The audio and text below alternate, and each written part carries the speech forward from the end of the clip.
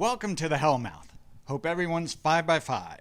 This is Major Slayage, Ket Arik rewatch Buffy the Vampire Slayer. My name is Skip, and to my right, your left, is my brilliant, hilarious, beautiful, talented wife and co-host.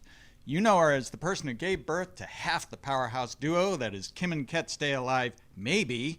Give it up for Peg Porter. We came out for a visit from Baltimore, Maryland, and it's a good thing we did.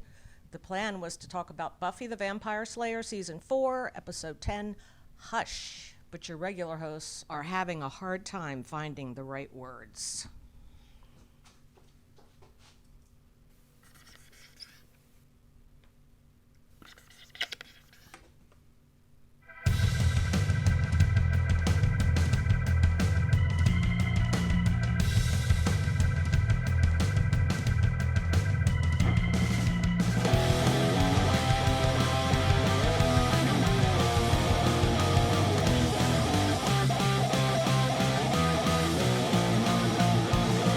Thank you, Peg and Skip, for that lovely intro. We had them come here to visit, and they were like, can we get on the set and do something? And we're like, yeah, we'll figure it out. And it was a perfect episode to have them do it. Yeah. And now you have competition. Right, yeah. You guys can vote in the comments if you want to see them replace one or both of us going forward. But hi, yes, we're here to talk about Hush, which we covered on All Bronze, No Brains a few months ago. We'll put the link to those episodes below. So it is weird to talk about an episode we've already talked about, although I do think different things occur to me. We've occasionally had the thing happen where we watch the watch-along the night before, and then we don't talk about it till the next day, and in the intervening time, my thoughts have evolved kind of. So how did this one strike you compared to when we watched it a few months ago? Well, I think even when we watched it a few months ago, this is one of the episodes that I know the best. Mm-hmm. So it's not like it was like the first time I'd seen it in 20 years when we did it with Dave and Tony. Right. I purposely didn't go back and listen to that episode because I'm curious if you're going to say just the if same I just things. say the same thing. We've occasionally had that happen where we're watching one of our episodes back. I watch everything for QC. She will watch a lot of them, but we don't often sit down together and watch. So sometimes we'll be sitting down watching one of our Major Slayage episodes, and Ketrin will make a comment, and then Ketrin in the video will make the same comment like 5 seconds later. So I do think there is going to be some, like your brain works the same way regardless.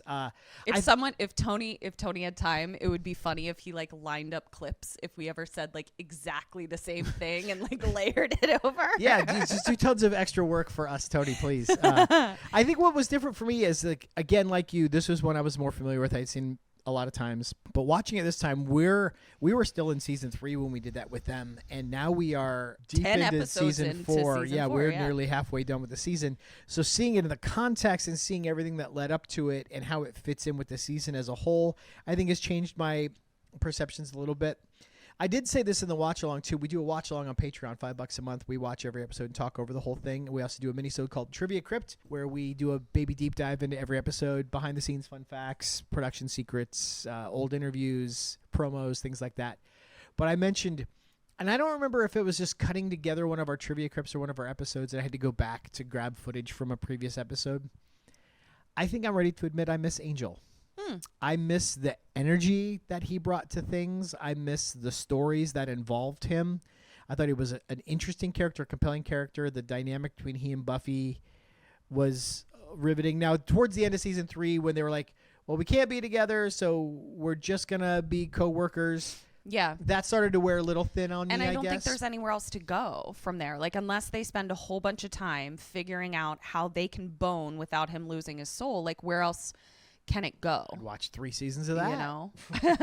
I do think no matter how much I can admit Riley is healthy, non-toxic, a good person, would be a good, healthy relationship for Buffy to get into. I think he's a similar size to... long-armed. To Boreanaz. Big-handed. But I think no matter how many of those things are true, I think I miss the... This is going to sound weird. I miss the angst of the Angel thing, which I think Buffy was talking about in the last episode. Like he doesn't make her miserable, Riley, and therefore she doesn't know if she's attracted to him. And he doesn't know, and he doesn't make you miserable, and so you don't know if you're attracted to him. I think it's fair. You had mentioned not a marital grievance so much as a marital, what did you call it? Curiosity. Marital curiosity. Bring it on. Let's go. So Eric was very sweet. He went and got coffees and a croissant for me. And I was out front, inspecting our wildflowers, and couldn't be more out in the open from where Eric pulls up the car. And I had to assume that from the time that he's pulling into the driveway, clearly he perceives that there's a person standing in the yard and that it would most likely be me. But then he gets out of the car directly in front of me and just starts walking into the house. And I was like, hello? And he was like, ah! Like he didn't see me. And it's just wild. Like, you literally only perceive what is directly in front. Like, you have your own horse blinders on. Well, I do. They're called glasses. The arms of my glasses block out a chunk of my peripheral vision on each side. So there is that. I also don't walk around my environment with my head on a constant swivel, trying to take in all of my surroundings. Let me ask you a question.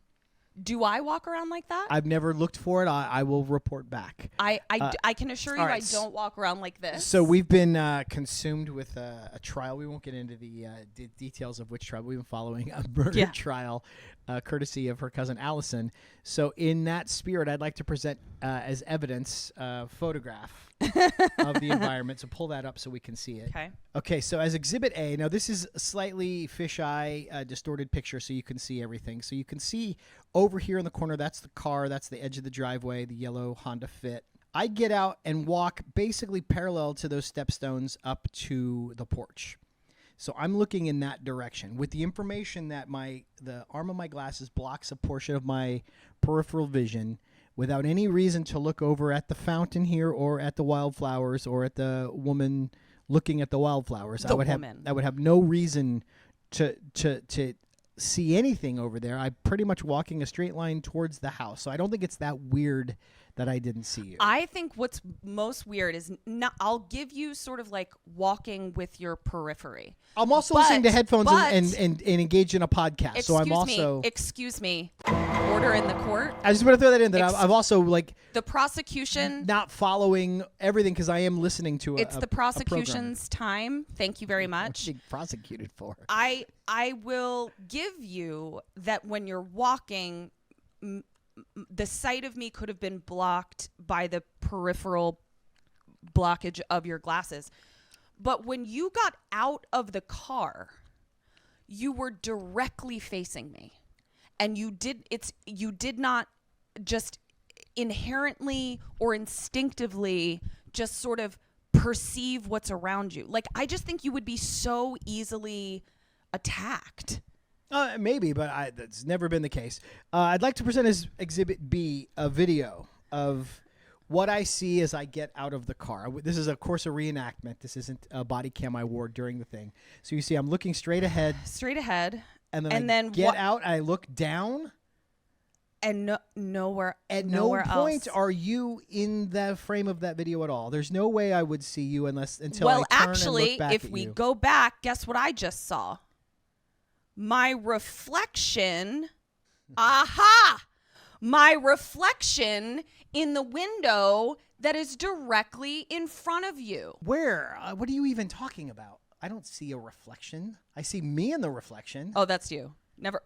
Withdrawn. You want to get into this one? Let's do it. So we open on a lecture hall with Professor Walsh, and she's giving, a psychology talk about communication, blah, blah, blah, and then asks for Buffy and Riley to do a very sexy demonstration. Yeah, this is wildly inappropriate. Now, what was more inappropriate to me than her asking a woman to lay down on the desk was something I don't remember pointing out when we did this with All Bronze. Professor Walsh says to Riley, "Be a good boy." In the creepiest fucking predatorial, groomy, sexual way I've ever heard. Oh, she's got a whole thing going on with all those commando boys. So, like an Oedipal kind of nonsense, yeah, this is mommy kind issues, of stuff. That's yike. But it's also kind of hot, but also yike. Yes. I'm concerned. We quickly learn it's a dream because like all of the students disappear, and then Dream Buffy Oh, that reminds me of Dream Eric was such a fucking dick to me a couple nights ago. And like I really had trouble like letting go of it when I woke up. Like I had to keep reminding myself That's that it was Dream Eric. I've had that before, where you have a fight with someone in a dream and then you're mad at them when you wake Yeah. up. But I'm not responsible for the actions of Dream Eric. I think you're telling me you have some kind of issue with me. No. I think That it was basically, if there's a grievance to be had here, I think I'm the aggrieved party because you keep casting me as a villain in your fucking dreams. It was just the once. So Buffy then hears the little creepy girl singing a song. Even shout, can't even cry. The gentlemen are coming by, looking in windows, knocking on doors. They need to take 7 and they might take yours. You say creepy. I want to put an asterisk next to creepy. This girl's not actually that creepy. It's creepy that she's like singing a nursery rhyme, but there's nothing inherently creepy about this girl. And it's someone who hosts a horror movie podcast. Like they've created a new term for the haunted little kids in horror movies. Creepy crap bags. This girl is not creepy nor a crap bag. I couldn't agree more. She's just somebody's niece who She's got just to somebody's say niece. some lines in a TV show. Yeah. But she's singing a creepy song about creepy beings. Obviously recalling a little bit of, Nightmare on Elm Street. 1, Yeah. 2, Freddy's coming for Which is you. like, they just ripped that right off. I think George Lucas gonna sue somebody. So a gentleman appears. Ah! But I will say, fine with as them. first impressions go, and I don't think I brought this up on the All Bronze. Mm-hmm. I'm very excited to have new thoughts. Did you remember the Marilyn Manson video for Tainted Love? It was from the soundtrack to Not Another Teen Movie, and the cast was in the video. They go to a party, and Marilyn Manson and his crew roll up in like a hoopty that bounces like a rap video, and then they kind of take over the party. So Marilyn Manson's sporting this big Chrome silver grill. Yeah. And that's what this is giving a little bit. Okay. I vaguely remember his grill. I don't really remember anything else about it. Obviously knowing like what a creep Marilyn Manson turned out to be, he's like in a pool with the actresses from the movie, and they're like in bikinis, and he's like dancing over them, and then like weirdly Chris Evans is in a Marilyn Manson video. Oh, wow. I'll have to go back and see that because I know I watched it on MTV. There's no Yeah. question. I'm sure I'd recognize it the second I saw it. So we wake up now. Dream is over. Willow is teasing her for being asleep. And God, it's so like they always make a joke of like the kid who falls asleep in class. Like as the kid who fell asleep in class, it's really awful. It's really embarrassing. Like I never wanted to be asleep in class. Didn't like you have a class that you took a pillow to though? Yeah, that was pretty. He wasn't. Doesn't seem like somebody who doesn't want to sleep. That was sort of a protest against a not very good teacher. I never had good French teachers, which is part of the reason that I always failed, but not the full reason that I always failed. No, I just was being a dick kid, but in general, I was just trying to like own the fact that I was constantly falling asleep in class, and it really bummed me out. It was embarrassing. Riley comes up, so now it's Billow and Riley. Brillo. Willow peels off so that they can, have some time to talk. Boy, oh boy, clogs were a thing that everyone was doing. I don't blame Willow for clogs. I do blame Willow for a T-length skirt with patchwork at the bottom, shin-height dark socks, and clogs on in a T-length skirt. That was very silly. She looked like some sort of like little Dutch doll. Well, since you're drawing our eyes to that region, we did notice it was weird. We talked about it when we did it with All Bronze, that Buffy's got the long khaki skirt with like the design just at the bottom. But we also noticed that Willow's skirt, same thing, long skirt with a design only at the bottom. And then later Tara is wearing a long skirt with a design only at the bottom.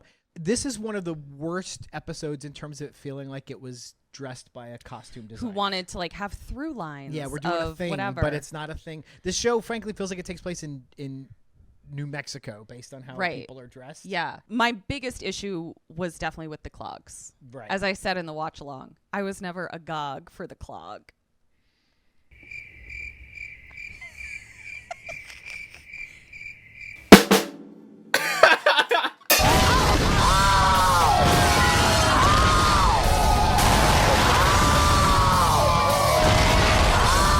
Now Buffy is walking around and they're both having Wait, hold on.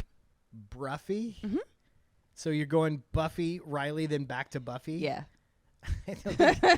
I think this entire naming convention has gone off the rails. How about Bruffly? So we I think go we're moving back in the and wrong direction. Bruffly is walking through campus, and they're both trying to lie about what they're doing instead of kissing. And it's all very silly. Just kiss. Who cares that you're both superheroes? Move on. Now we go to Giles's house, and he's on the phone with Buffy, who is telling him about her dream And the nursery rhyme. and the nursery rhyme, and it just like felt kind of prophetic. You should know about my dream. She's Which telling- is the thing they didn't do consistently enough in the show. I think early on she had prophetic dreams, and then they've kind of dropped it to the point where I almost forgot it was a thing. because she's at not this having point. prophetic dreams every night. Right, but if She's it's- only having prophetic dreams when she has prophetic dreams. I like the Buffy movie where she would get menstrual cramps when she sensed danger. Can you Like, it was a fucking- very like. said from someone who's never had menstrual cramps. By I'm the saying way. I like that there was a consistency, there was a convention to it, there was a thing. Also, let the woman sleep. Like, it's exhausting to have prophetic dreams every fucking night. Oh my God. Who is my co-host? Just kidding. This is a dream, and you're mad at fake Eric. Oh, I'm awake.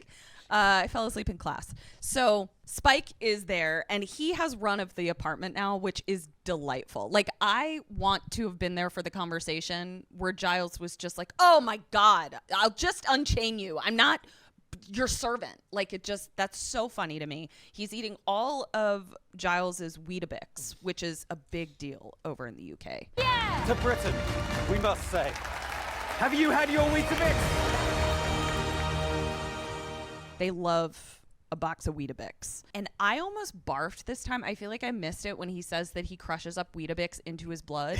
Give it texture. That made me want to blarf everywhere.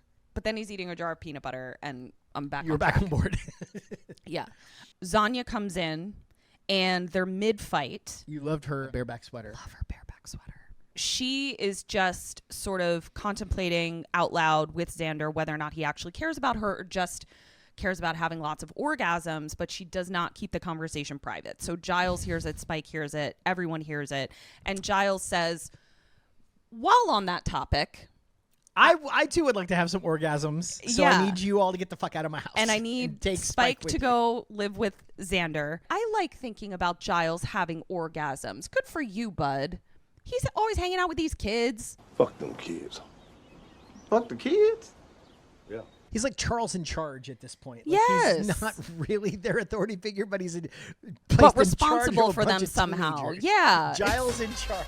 Giles in charge.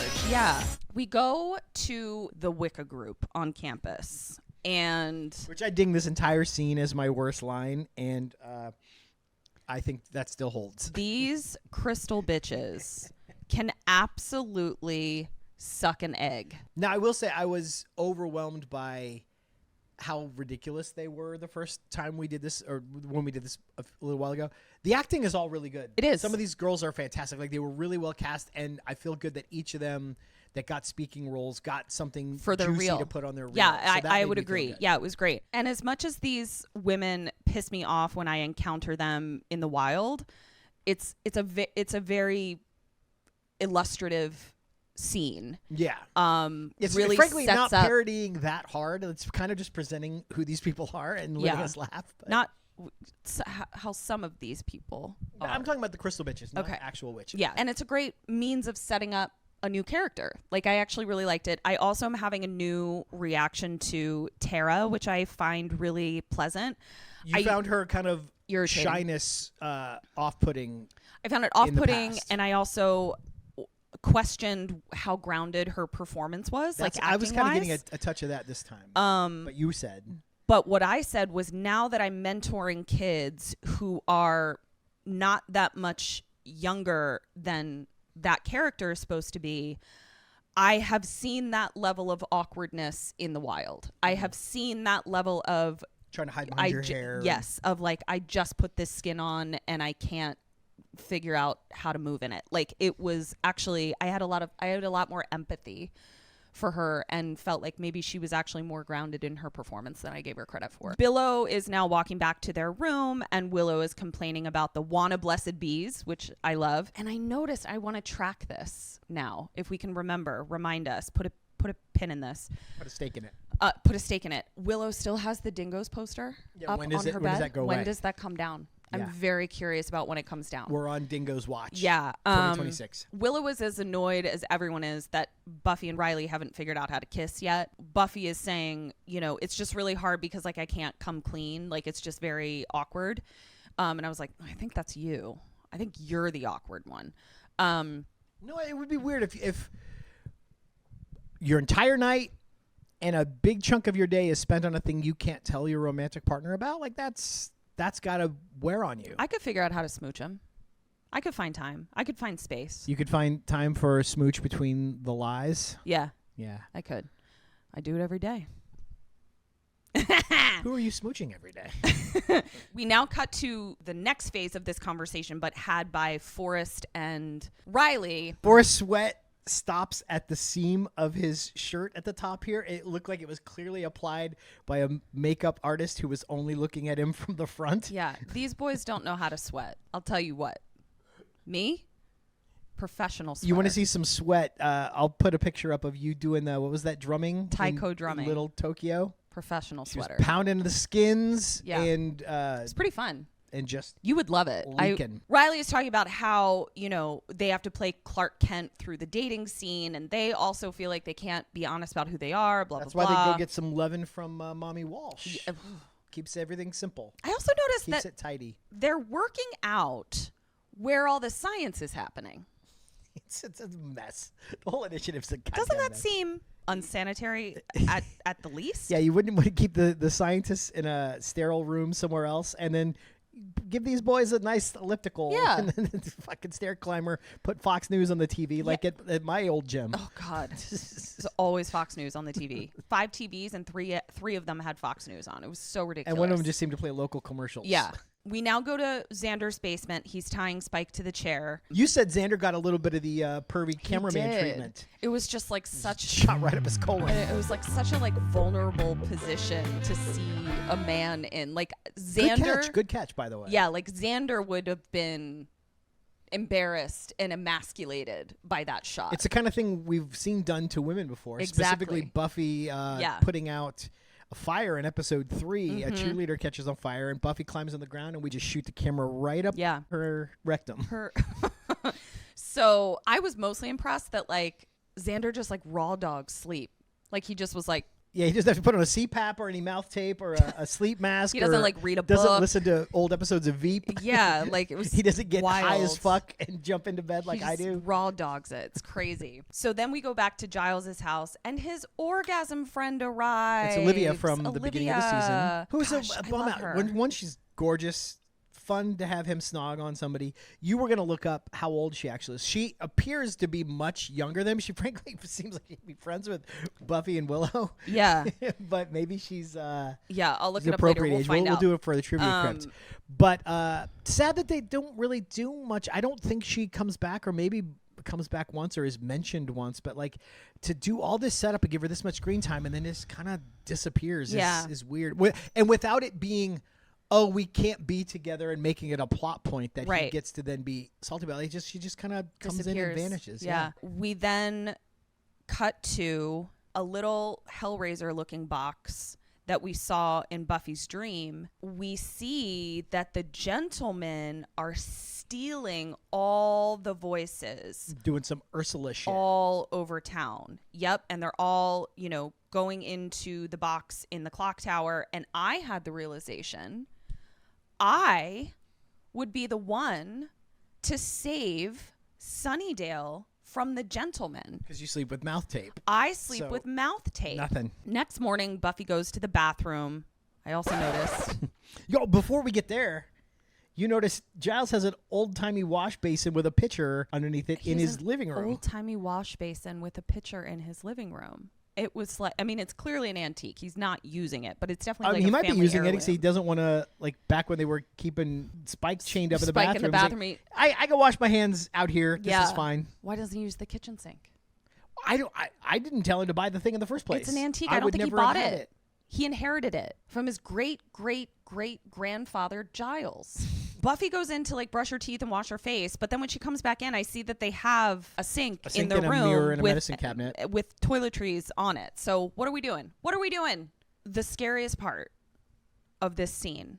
What the ever-living cursed fuck are all over Willow's pajamas. I think there was speculation that maybe coconuts because they're kind of fuzzy, but they're not round. They look like... Also, like, from a design perspective... Like it's ugly. It's ugly. Like an unopened, de-treed coconut is not how you it's not how you represent a coconut. It reads like poop with hair stuck in it. Yeah, it's bad. really, really bad. Yeah, no, and I just feel like, what are we doing? That was a crazy choice by this costume designer, like an insane choice. This is where we realize nobody can talk. Xander can't talk. Spike can't talk. The whole town has lost their voice. The initiative frat boys have lost their voice. So when they get into the elevator, Riley can't use his like voice identification. Meanwhile, Forrest is doing his best Wile E. Coyote, conveying all of his thoughts on little handwritten signs. Specifically, one where he writes, come on, and holds it up behind Riley. Forrest is holding it up for the camera, clearly. Yeah, that was dumb. Riley also can't remember the override code, so this green fart gas starts coming out. Oh, no, it's Hoos. He's back. Oh, yeah. So luckily, Professor Walsh opens it, and she's like, you should have taken? You should have taken the stairs. That's what the sign said. Yeah. You should have taken the stairs. You should have taken the stairs. So now Tara comes in to the common area of the dorm, and everyone is silent except for a guy who drops a glass bottle. The town is now inexplicably apocalyptic. Now, this is concerning. I understand that it's concerning if the entire town has laryngitis or can't speak or whatever. The newscast calls it laryngitis, but like can't speak. Which you thought was a weak lie, and I was like, well, they don't have Snyder coming up with the excuses anymore. He was good at like, oh yeah, the sewer line's backed up, and that's why we got snakes up in everybody's face. Yeah, but like everyone was just like so despondent and unhinged. I can't figure out how not talking would make me wreck my car. Yeah, as if this we were on month 3 of this. You know what I mean? Not the next morning. Mm-hmm. Like it just or day of. Yeah, it's just really, really people strange. Are just sobbing in the streets. Yeah, and the saddest part is that capitalism wastes no time in taking hold. Somebody figured out how to make $1 or $10 by selling message boards. I also love that the liquor store has the hand painted "Yes, we're open" sign, reminded me of Clerks. Yeah. Wuffy now comes into Giles. No one can speak. They're trying to figure out what's going on. Xander, this is where he points them to the newscast where they're reporting it as the whole town of Sunnydale has laryngitis. Now, I think I missed this last time. They fucking blame vaccines. Laryngitis. It seems the town has been rendered unable to speak. There's no word yet what might have caused this or what other effects might be seen from this epidemic. Local authorities have issued a written statement, I should say, blaming recent flu vaccinations. Fucking Jenny McCarthy. Get out. Buffy says that she should be in town tonight, which I agree, for no other reason than to keep the town like from absolutely imploding. Everyone is freaking the fuck out. I don't even think we need to worry about the gentlemen as much as we need to worry about the inhabitants of Sunnydale just absolutely losing their minds. Yeah. I kind of feel like I would just go to bed and sleep really just oh my god. Yeah. Professor Walsh is talking to the soldier boys with a computer voice and telling them that they also need to go out into town as civilians and just like make sure everyone is safe. And Riley's annoyed by that, being like, I want to know what is going on. She's like, we're working on it. So Buffy and Riley separately go out to town, and the town is even more apocalyptic. I mean, this is where we see that somebody just crashed their car into a fire hydrant. Like people are just like collapsed, crying in the street on each other, hugging. Businessmen are at each other's throats. Yeah, busting up a fight. And this is where Buffy and Riley encounter each other. And now that they can't ramble at each other, don't muck it up with conversation. They finally find their lips. And then they bail. They have to, go off and do their own thing. We now see the gentlemen floating out of the clock tower with their little cuckoo monkey men, and it is so spooko. Olivia wakes up next to Giles's nip slip. I don't think that was a slip. No, it was out. Yeah. So she goes downstairs like to get a drink of water or something, and she looks a gentleman. Did I get you? No, because of my glasses I couldn't see. We now are following the gentleman who had a planned route. Like, they were like, they saw Olivia, but they were like, we'll get to you later. We know where we're headed. We're heading to the dorms. But this was also weird because he definitely was like waving, the lead guy was like waving them off of certain doors. Yeah. Like he clearly, no, not this one. Yeah. No, not this one. We're The one going he to showed up this at one. was 118. Which was your my dad's birthday? dad's birthday. What was their criteria? What were they looking for in terms of what made one room worth entering versus the others? I don't know. Yeah. So Never explained. the gentlemen knock on the door of dorm room 118. The kid answers. Kid answers, and he's immediately thrown down on the bed, and his heart is surgeryed out. Well, fortunately for them, he already had his shirt unbuttoned. Sure. So maybe that's why. They were looking he's for got an X-ray unbuttoned vision. shirt. He's like, I got to look for a guy with a bare chest. And also, scalpel will cut through your skin, but not Your rib sternum. cage. Correct. So they're cutting lower and reaching up under the ribs to grab the Well, heart? no, because your upper ribs are connected to your sternum with tissue. Mhm. So you could take a Cut scalpel. that away? Yeah.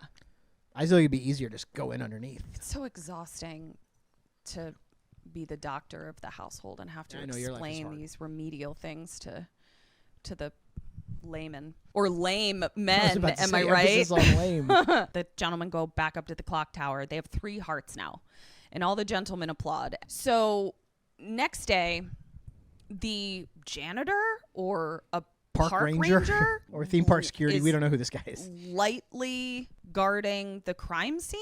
And Buffy just walks right in. That guy's not even wearing glasses. That could Yeah, have blocked his I peripheral mean, vision. she So I don't just know what the hell's going on. scoots right on in and sees, the de-hearted young man. Back at Giles's, Olivia is drawing a sketch of who she saw, of the gentleman out the window. That's what always does with his hot girls. He makes them good artists. Because remember, Cordelia missed her calling drawing Oh, that's caricatures right. on the boardwalk because Yeah. she drew the fishman. That's right. She drew the fishman. In the paper, there were 2 slayings the night before. So Giles is starting to put things together based on like the de-hearted slayings, the drawing that Olivia did, and he goes to his bookshelf. He has a light bulb go off above his head, and he pulls out a book of fairy tales. He's onto something. So he's got to share it with the group in the auditorium. Now, I ask you, Giles has 0 affiliation with UC Sunnydale. Yeah, Why to get a is whole he allowed to use this auditorium space? This was all stuff he could have drawn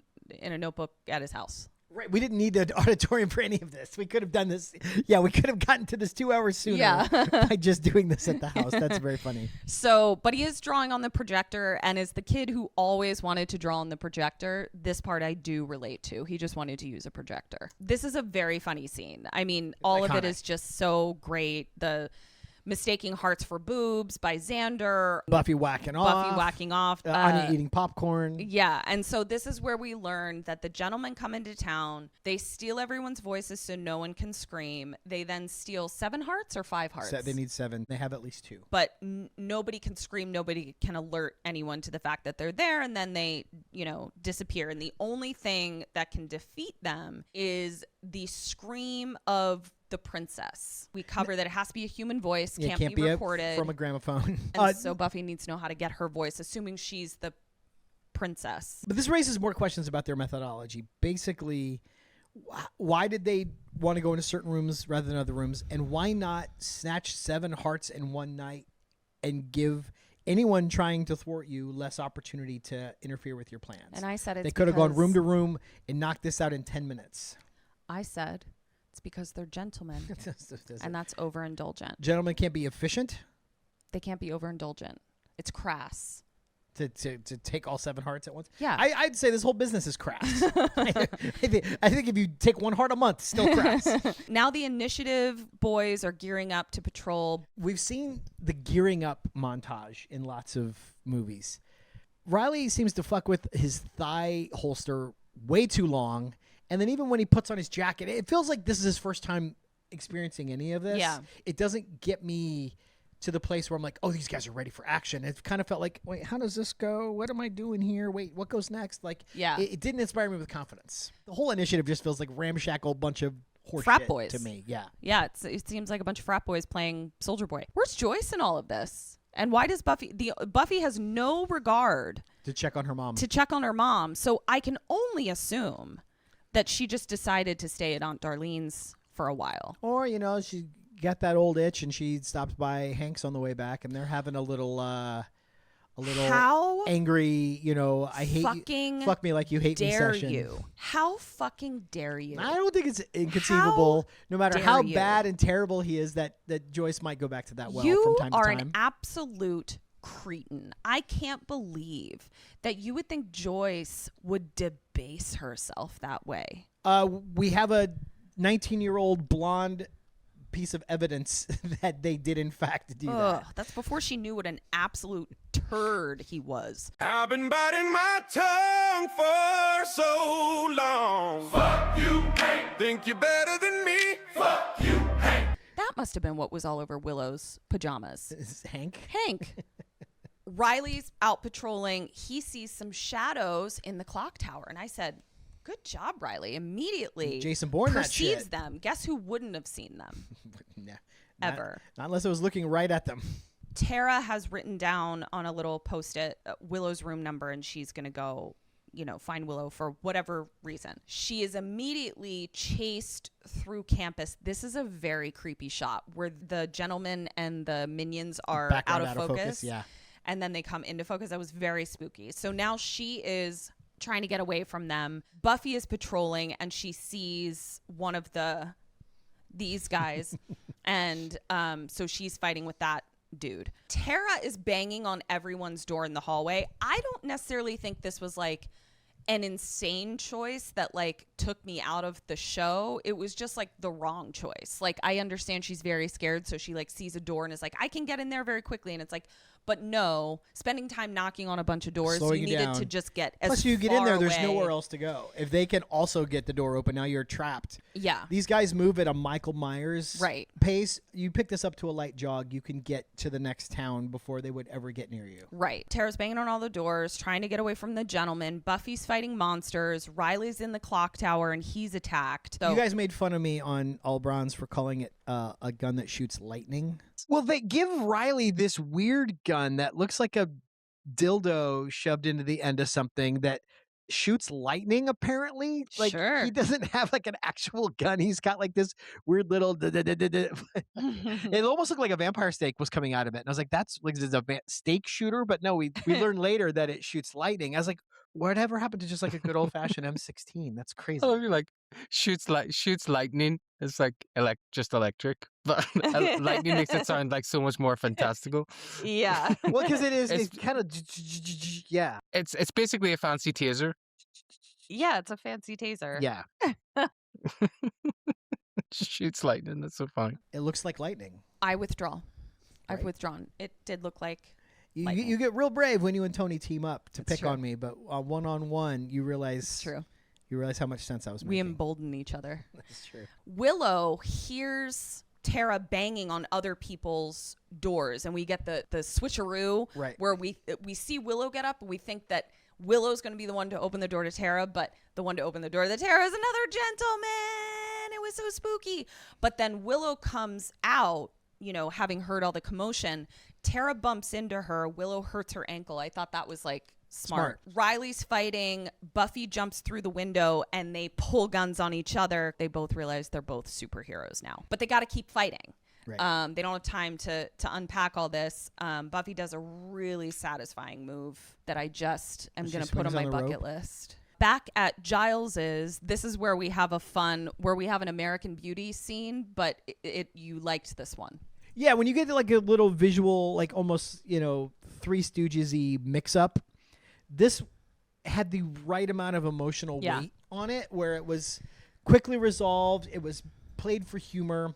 A movie like American Beauty, the entire like dramatic climax of the movie hinges on a similar mix-up of someone seeing something and thinking they see something else, and it takes me right out. I mean, there's lots of other reasons I don't like that movie, but that's one of many reasons. But that movie was the worst example of this. This is frankly one of the best examples. Yeah, this one worked, and it also this proves... is way better than Monica walking in on Chandler jerking off on a business trip, and he panics and switches on Shark Week, and now Monica thinks he likes shark porn. That's funny. That was a stretch. That's This completely tracked. I loved it. I thought it was great. And this is also where Anya has the opportunity to know that Xander does really care about her because he freaks out when he thinks that she's been bitten. killed.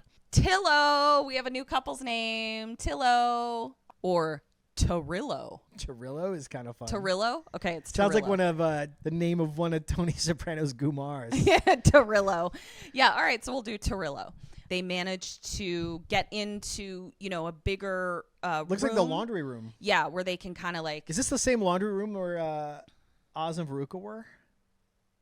Let's say yes. They're trying to move the vending machine in front of the door. Obviously very heavy, and also Willow hurt her ankle. Yeah, so it's she a bum doesn't, wheel, so she can't get leverage. And so she starts to try to move it with her mind to block the door. Tara sees what she's doing. It wiggles a little, but she doesn't have enough juice to get it all the way across the room. But then Tara...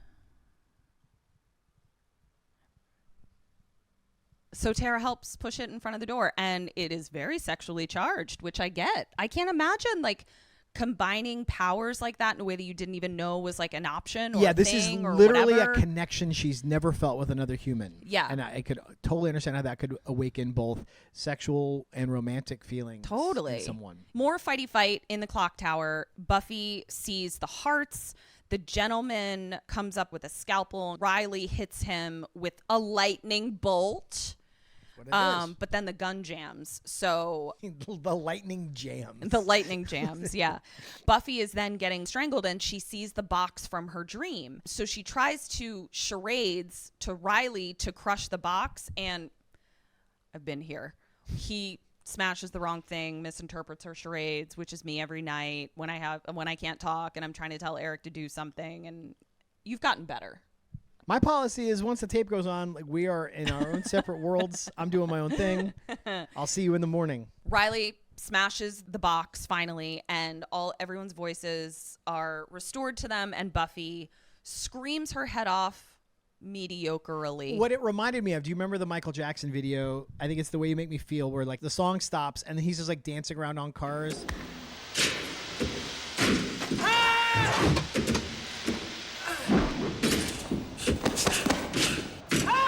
But the screams are really kind of lackluster. They're really kind of not inspiring. Yeah. That's the kind of scream she gives.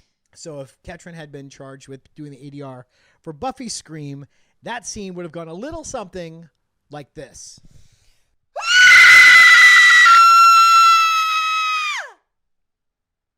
Well, that was fucking wild. That was impressive. Was that good? Yeah, it was awesome.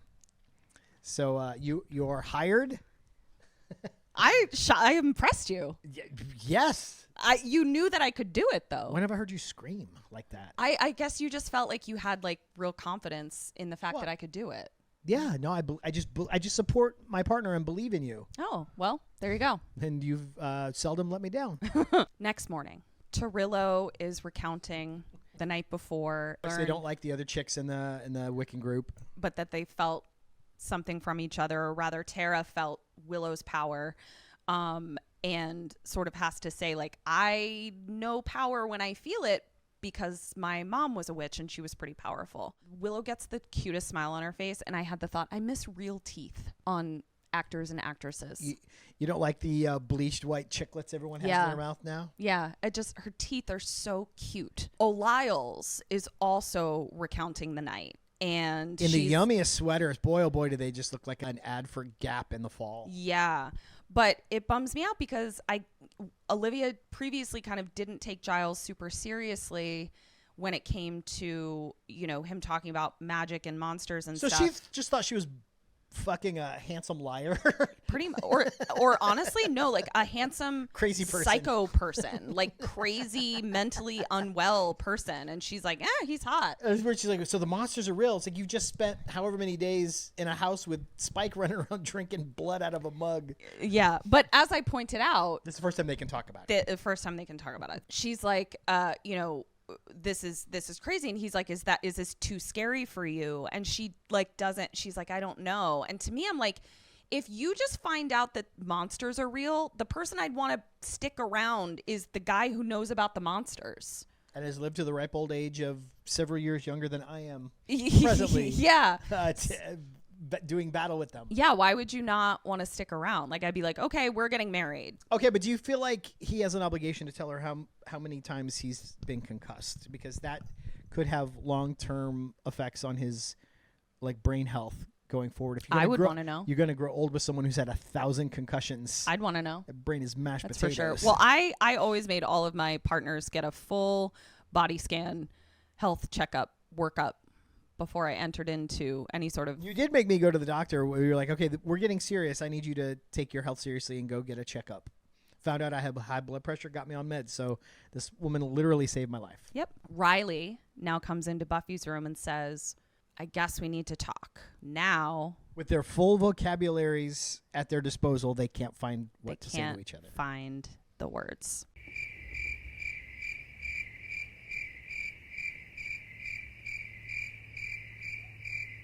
Perfect. The end. Beautiful, poetic, really great episode. I feel like I'm at a place where last episode was pretty good. This one, I think, is one of the all-time, like this goes on a list of top 20 Buffy episodes, certainly. Yeah. I still feel like I'm waiting for season 4 to kick in, but because I've seen it, I know what it kicks into is ultimately not as satisfying as the previous seasons. So I'm in this weird spot where at this point I'm just kind of waiting for my favorite season to start, which is season 5. Season 5 is hands down my favorite season of the show.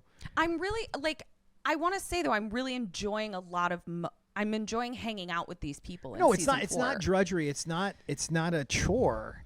It's just watching everything in order, in context. I go, I think season 3 was stronger and more fun. Season 4 hasn't quite clicked into place for me yet. I said I feel like I'm missing Angel. In where we know this season is heading is not the best big bad situation. Although we're going to have a lot of fun taking the piss out of Adam when we get there. Yeah. UC Sunnydale Yearbook Committee meeting now in session. Who'd you have for Best Dressed? Best Dressed, I actually had, and I don't think I said this with all bronze, I also didn't go back and listen to my superlatives. Willow's shirt in the auditorium, where it's like kind of like a tank top and then a sheer thing over top of it, I think it's really cute. Cool. I did go back and look, and so I have my old answers and anything that's changed since then. So I gave Best Dressed to Giles and Olivia's sweaters on all bronze. I also like Tara's zigzag part. But this time I did add Anya's bareback sweater to the mix. Yeah. That was really cute. Now, who'd you have for Worst Dressed? Willow's poop pajamas. She's wearing poop pajamas. I stuck with my original, which was Buffy's blue top, tan skirt with the Southwestern design, and the peach shawl. Who'd you have for Best Line? Oh, when Willow refers to them as bunch of wanna blessed bees. I think when I can't use the word crystal bitches or the phrase crystal bitches, I'm going to start saying wanna blessed bees. Okay. I stuck with my original again, which was... Remember how we talked about private conversations? How they're less private when they're in front of my friends? Oh, we're not your friends. Go on. Please don't. Worst line? Forrest holding up a sign that says, come on, to no one. I stuck with my original, which was the entire witch group scene. Although, as mockable as it is... Then we could all get on our broomsticks and fly around on our broomsticks. ...is slowly becoming one of my favorite lines of the whole show. So I don't know what to say about that. What'd you have for Best Move? Buffy's rope swing. I just can't... I can't wait to add that to my arsenal of the fantasies I have about killing my list of people that I want to kill. What are some of the other fantasies on that list? Is it like put a dagger in your mouth and dive off of a boat into the ocean? Is that one? Is it that kind of stuff? Ooh, no, mine are all murder of other Well, you're people. going to then take the dagger to go kill somebody. Oh, yeah. It's a lot of strangling. It's a lot of personal strangling, which maybe I should unpack. Yeah, maybe you should. I originally gave it to Anya giving Xander the sex fingers after he saves her or thinks he saves her. But this time around, I gave it to, which I think was Tony's pick when we did it over there, Willow sneaking up to spy on Buffy and Riley. Like she says, okay, bye, see ya. And then she's yeah, that was cute. Peeking at them. And then finally, what'd you have for Most Likely? Most likely to, in an attempt to avoid getting monstered by staying away from Giles, get immediately monstered, Olivia. That's true. If she wants to stay safe, stick to the man. Yes. I wonder what becomes of her. I wonder if she shows up in the comics. Is that somebody who comes back in the comics? Maybe we'll have to trivia crypt that. I wasn't able to top my original one. I liked mine, so I just stuck with it. Most likely to set off a metal detector with those grills, the gentleman. All right, that's all we got. Thanks for hanging out. We'll be back next week with more Major Slayage. We're gonna definitely. So I had some comments about it. Definitely try to keep the part 1, part 2 thing to a minimum. Sometimes it's unavoidable. We prefer to put the whole thing out as one chunk like we did here. So we're not secretly trying to sneak into a part 1, part 2 show all the time, but there's stuff that goes on, and we're a small crew, and we don't have a lot of resources, and time gets taken up by other things. So we appreciate everyone's patience as we occasionally have to do that. But like I said, we're going to try and really avoid that as much as possible. Thanks for checking this out. While you're checking things out, please check out our other show, Kim and Ket Stay Alive, maybe co-starring her and the hilarious Kim Burns. Comes out every Wednesday wherever you listen to podcasts. I edit and produce that show. It's on social media at KKSam Podcast. This show's on social media at Major Slayage Pod. All right, we'll see you next week. Until then, dust you you later. later.